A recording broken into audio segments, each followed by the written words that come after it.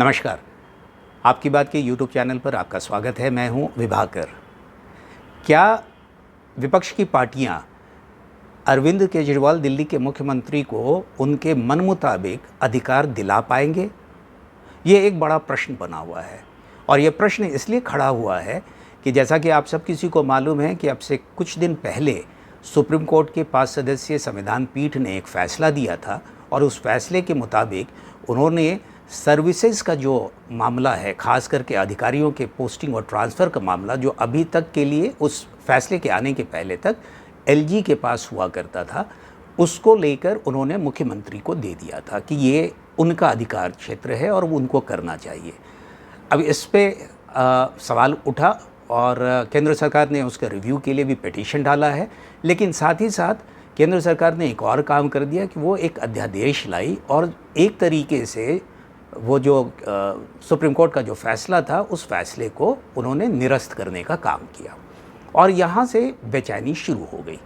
यहाँ से बेचैनी शुरू ये हो गई कि फिर वो जिस तरीके से इसी एक सप्ताह के भीतर में 5 दिन जो भी उनको जजमेंट आने और अध्यादेश आने के बीच का जो काल था, उस दौरान में जिस तरीके से अधिकारियों के तबादले करने की कोशिश हुई और ख़ास करके चुनिंदा अधिकारियों के तबादले की बात हुई जो जांच कर रहे थे उन मामलों की जिनके मामले को लेकर आरोप लग रहा है और जांच चल रही है। तो अब उनको हटाए जाने के लिए बहुत ज़्यादा बेचैनी थी और उनको हटाया गया।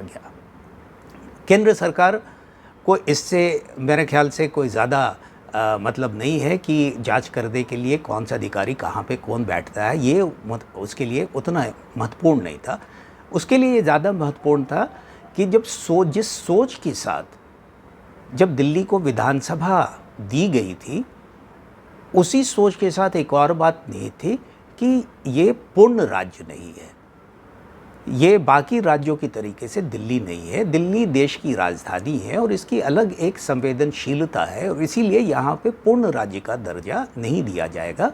यूनियन टेरिटरी पहले हुआ करता था, विधानसभा ज़रूर दे दिया जाए लेकिन पूर्ण राज्य नहीं है और कुछ ही अधिकार उनके पास नहीं होंगे। मसलन पुलिस नहीं थी, लैंड नहीं थी और ये अधिकारियों के पोस्टिंग और ट्रांसफ़र की जहाँ तक बात होती है, विजिलेंस की बात होती है, करप्शन के जैसे मामले होते हैं, उन सारी चीज़ों को लेके ये तय किया गया था कि ये नहीं दिया जाएगा और इसकी शुरुआत मौजूदा सरकार की तरफ से नहीं हुई थी।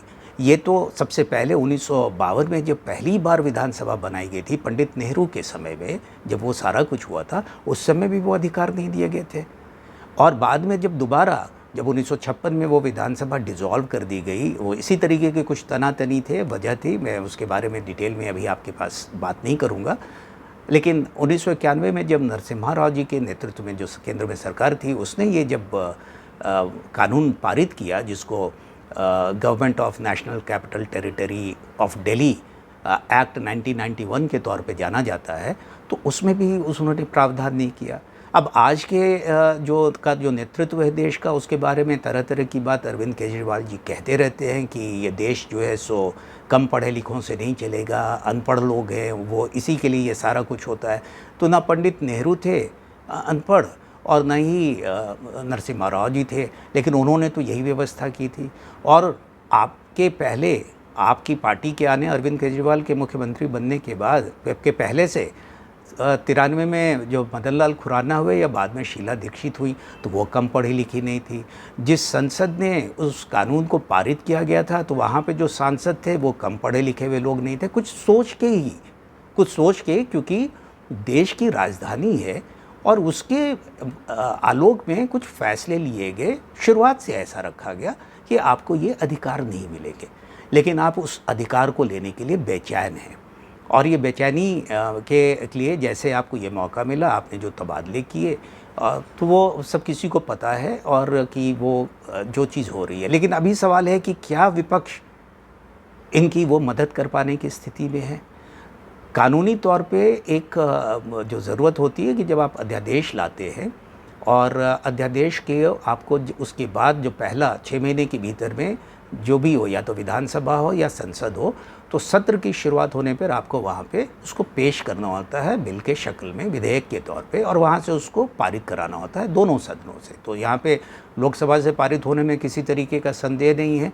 राज्यसभा की एक बात आती है कि जहाँ पे बीजेपी और उसके समर्थक दलों को बहुमत नहीं है, तो ये उम्मीद की किरण वहीं से जगी है। यहाँ पे मैं एक और बात बताना मुनासिब समझूंगा कि ये कई लोग ये कह रहे थे कि ये अध्यादेश जो लाया गया है वो सुप्रीम कोर्ट के फैसले का अवमानना है, ये कंटेम्प्ट है।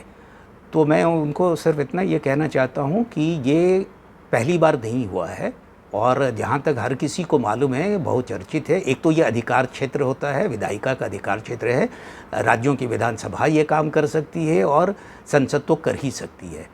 लेकिन साहबानों के किसको याद नहीं होगा, सुप्रीम कोर्ट का ही फैसला था, लेकिन भारत की संसद ने, उस समय की सरकार ने उस फैसले को निरस्त कर दिया था। तो और उसके बाद कई ऐसे, और उसके पहले भी कई ऐसे मामले हुए हैं।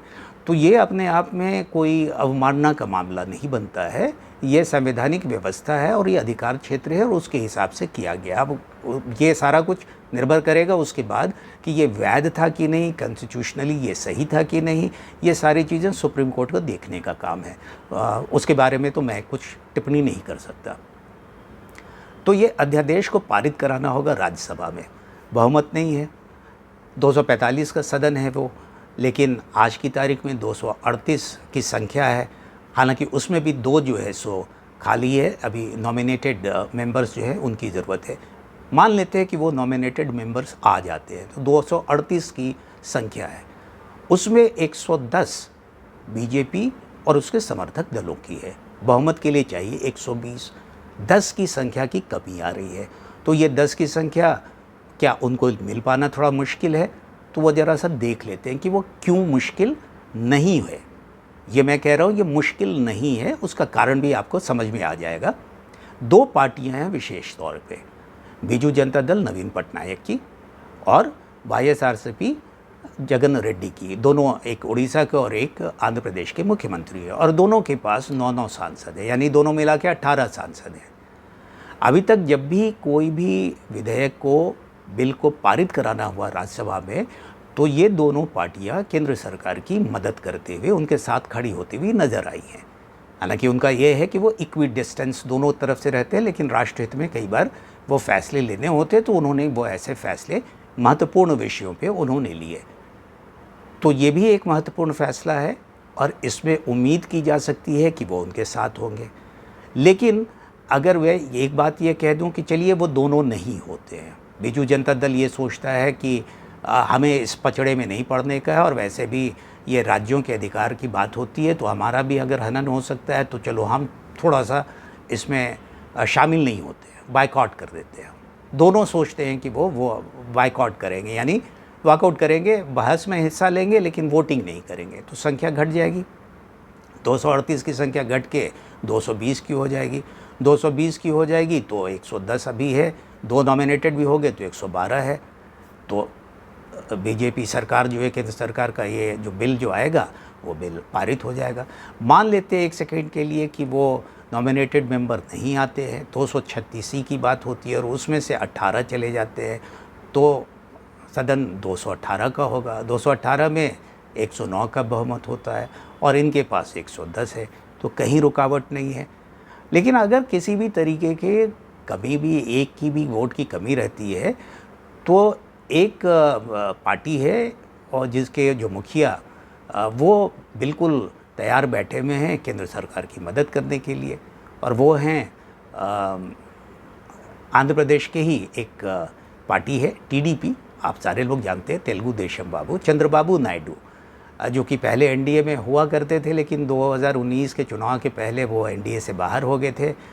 हाथ में उनके कुछ आया नहीं, ना केंद्र सरकार बदली और न ही राज्य में उनको वापस सत्ता मिली। तो अब वो चाहते क्या है, वो बेचैन वो भी हैं, वो वापस एनडीए में आना चाहते हैं, वापस दोस्ती करना चाहते हैं। तो उसके लिए वो एक कदम आगे बढ़ जाएंगे और वो निश्चित तौर से वोट देंगे। इशारा उन्होंने कर दिया है। जब अभी आरबीआई ने 2000 के नोट की वापसी करने की बात कही, तो जहां सारी विपक्ष उसकी आलोचना कर रही थी, वहीं पे उन्होंने इसका स्वागत किया। उन्होंने कहा कि बिल्कुल सही कदम है। तो इशारा है, लगता बहुत मुश्किल है, कांग्रेस ने अभी पत्ते अपने खोले नहीं हैं, लगता नहीं है कि वो बिल्कुल आखिरी समय तक पत्ते खोलेगी। तो अरविंद केजरीवाल जो चाह रहे हैं कि उनको वो अधिकार मिल जाए, वो अधिकार इतनी आसानी से अब उनको मिलती हुई नहीं दिख रही है। लेकिन अंतिम जो शब्द हैं, वाक्य हैं, वो अभी तक नहीं है, क्योंकि ये मामला तो कोर्ट में जा ही रहा है। कोर्ट क्या फैसला करेगा, संसद ने अगर कानून पारित कर दिया, उस आलोक में कोर्ट का क्या निर्णय होता है, ये सारा देखने का है। और तब तक के लिए अरविंद केजरीवाल जी को बहुत ज़्यादा बेचैनी, परेशानी होती रहेगी। तो इस अंक में बस इतना ही, और अगले अंक में आपसे फिर किसी दूसरे विषय पे मुलाकात होगी। आपसे गुजारिश है कि आप आपकी बात के इस यूट्यूब चैनल को ज़रूर देखें, सब्सक्राइब करें, लाइक करें और शेयर करें। नमस्कार।